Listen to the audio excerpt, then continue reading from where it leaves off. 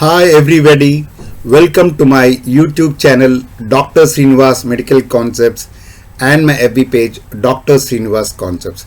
This is Dr. Sreenivas, neurologist from Rajahmundry, Andhra Pradesh, India. I am also the medical author of the book Focus Neurology. My email is sreeklpm@gmail.com. Today we are going to talk about a very interesting topic, the peripheral, that is the vestibular versus central nystagmus. The peripheral, vestibular versus central nystagmus, cranial nerves part 59, vestibular-cochlear nerve, that is 8th nerve part 9. Peripheral vestibular nystagmus versus central nystagmus. Vestibular nystagmus.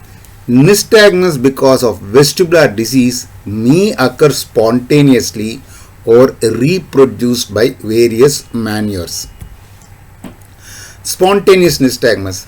When the labyrinth is stimulated, the eyes will deviate to the opposite side. But when the labyrinth is non-functional or diseased, the eyes will move towards the same side, the nystagmus will be on the opposite side. So, spontaneous nystagmus. The slow phase of the spontaneous vestibular nystagmus is usually in the direction of the lesion with the fast phase away, because an acute vestibular lesion typically causes hypoactivity of the labyrinth. When evaluating nystagmus, the presence of a torsional component suggests a peripheral lesion. Why there's a torsional component? This is because of the influence of the three different semicircular canals. Vestibular nystagmus may beat in more than one direction, the summation of which creates an admixed rotatory component. Peripheral vestibular nystagmus is markedly inhibited by visual fixation.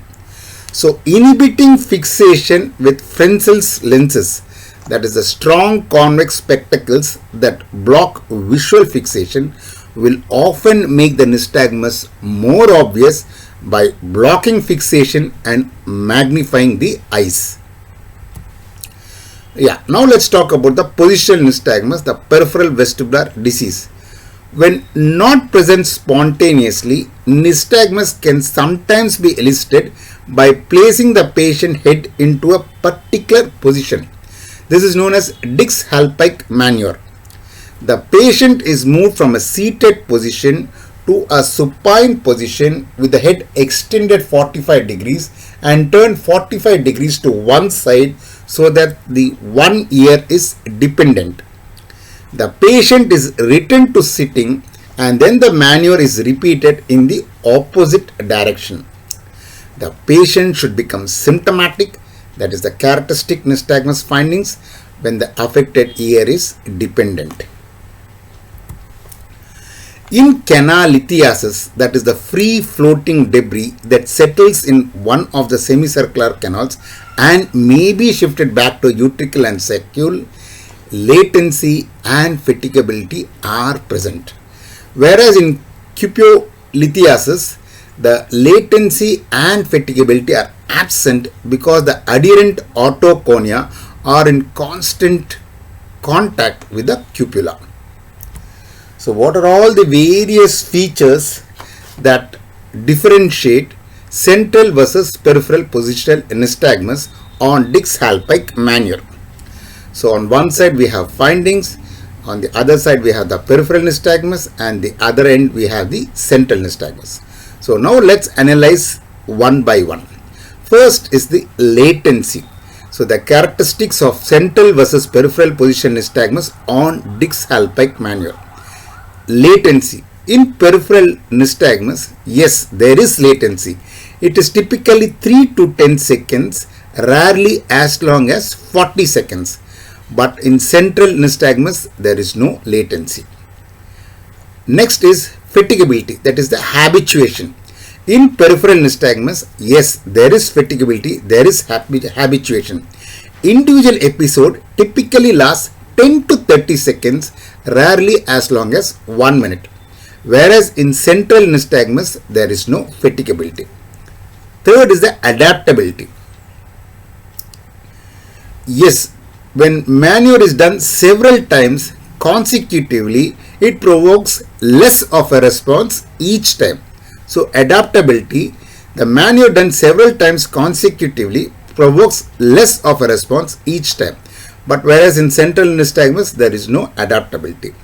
Then the nystagmus direction. In peripheral nystagmus, the direction is fixed, typically mixed rotational upbeating with a small horizontal component, quick phase of intorsion movement towards the dependent ear, upbeat towards the forehead. Whereas in central nystagmus, it is direction changing. It may beat in one direction, come to the center and may start beating in the other direction. So this is known as direction changing. So in central nystagmus, there is direction changing, variable, and it is often purely vertical, either upbeating or downbeating, or purely horizontal. Another finding is the suppression of nystagmus by vestibular fixation. Yes, peripheral nystagmus is suppressed by visual fixation, but central nystagmus is not suppressed by visual fixation. Then the other finding is the severity of the severity. In peripheral vertigo, there is a severe, marked vertigo, intense nystagmus and nausea. So in peripheral vertigo, there is severe, marked vertigo, intense nystagmus and nausea. Whereas in central vertigo, there is mild vertigo, less obvious nystagmus and inconspicuous nausea. Consistency, reproducibility.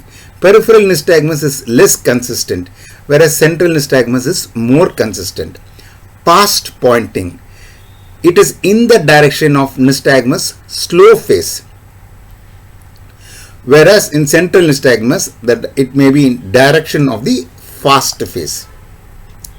So these are all the important and fascinating concepts of peripheral versus central nystagmus. I hope you have enjoyed listening to these concepts.